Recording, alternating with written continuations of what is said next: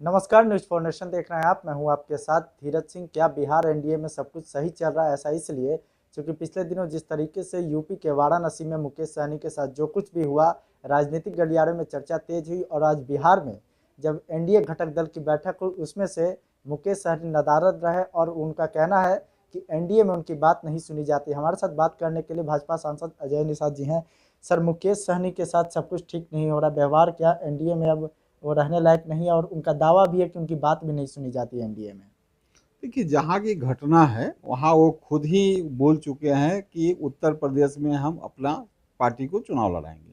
तो जहाँ आप बिहार से गठबंधन छोड़ के आप उत्तर प्रदेश में अपना पार्टी को स्थापित करने के लिए लड़ रहे हैं, तो उत्तर प्रदेश में तो कोई गठबंधन नहीं है उनका हमारे पास।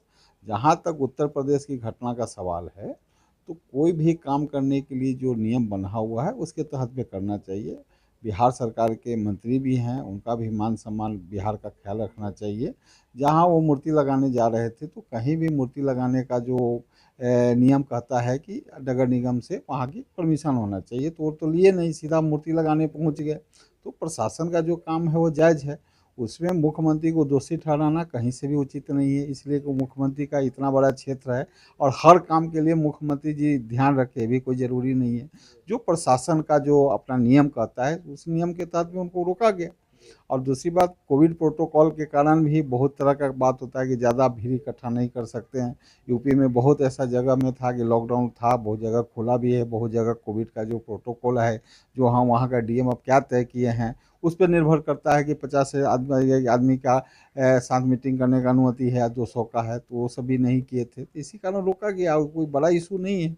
मुकेश सहनी तो सर कह रहे हैं कि यूपी में उनके पावर को और निषाद समाज का जो वोट है उनको देख कर ही योगी सरकार परेशान है, इसीलिए उन पर लगातार दबाव बना रही है। देखिए, उत्तर प्रदेश बड़ा प्रदेश है और 80 की संख्या में यहाँ लोकसभा है। 80 में 4 निषाद समाज के हैं। प्रवीण निषाद जी हैं, रमेश बिंद हैं, साध्वी निरंजना ज्योति जो माननीय केंद्र में राज्य मंत्री हैं, और एक धर्मेंद्र कश्यप जी हैं। 4 तो निषाद समाज से शुद्ध हैं, एक राज्यसभा से भी जयप्रकाश निषाद हैं।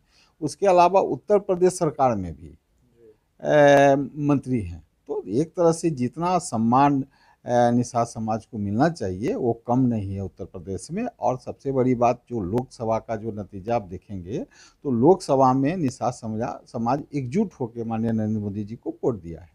जहाँ तक योगी जी का सवाल है, तो योगी जी लंबे समय तक में गोरखपुर से सांसद रहे हैं। गोरखपुर में निषाद की संख्या बहुत ज़्यादा है और गोरखपुर में निषाद समाज का जुड़ाव भी माननीय मुख्यमंत्री से बहुत ज़्यादा है। तो वो सब समीकरण देखिएगा तो कहीं से भी कोई नाराज़गी माननीय योगी जी से निषाद समाज का नहीं है।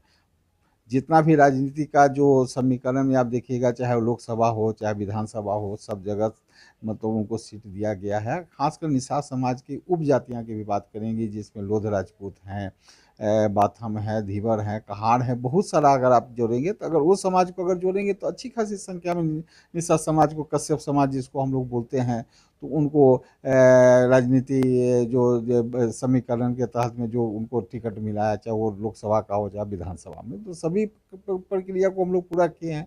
और पूरे प्रदेश में निषाद समाज हो, कश्यप समाज में हो, कोई भी नाराजगी योगी सरकार के खिलाफ नहीं है। और आने वाला चुनाव में भी निषाद समाज, कश्यप समाज एकजुट होकर वोट देगा। तो क्या आपको लगता है जो कि यूपी में कल जो कुछ भी हुआ उसका बदला लेने के लिए बिहार में प्रेशर पॉलिटिक्स कर रहे हैं मुकेश सहनी अभी?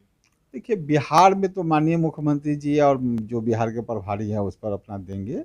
उनकी नाराज़गी है तो अब चूँकि बिहार में अगर कोई नाराज़गी बिहार के सरकार से है तो अपने पक्ष को रख सकते हैं। लेकिन जब ही आप बिहार से बाहर चले जाते हैं स्वतंत्र होकर स्वतंत्र चुनाव लड़ने, तो वहाँ जो पार्टियाँ जो अदर कास्ट के अदर पार्टी के साथ जो होता है उसे आपके साथ होगा। उनका सर दावा है कि एनडीए की जब बैठक होती है ना ही उनकी बात सुनी जाती है, ना ही जीतन राम मांझी की बात सुनी जाती है। तो क्या आपको लगता है कि अब एकदम मन बना चुकी हैं कि एकदम एनडीए से अलग होना ही एकमात्र उपाय बचा है उनके पास? अब ये तो वो सोचेंगे, उनकी पार्टी है, लेकिन जहाँ तक मेरा हमसे अगर पूछिएगा तो बिहार में एनडीए 5 साल तक चलेगी और कहीं से कोई टूट के सवाल नहीं है। एक आखिरी सवाल है, तो आप लोग मनाने की कोशिश करेंगे मुकेश सहनी जी को? वो मेरा दायित्व नहीं है, उसके लिए जो शेष नेतृत्व जो तय करेंगे उनके दायित्व है, मेरा दायित्व ये नहीं है। चलिए।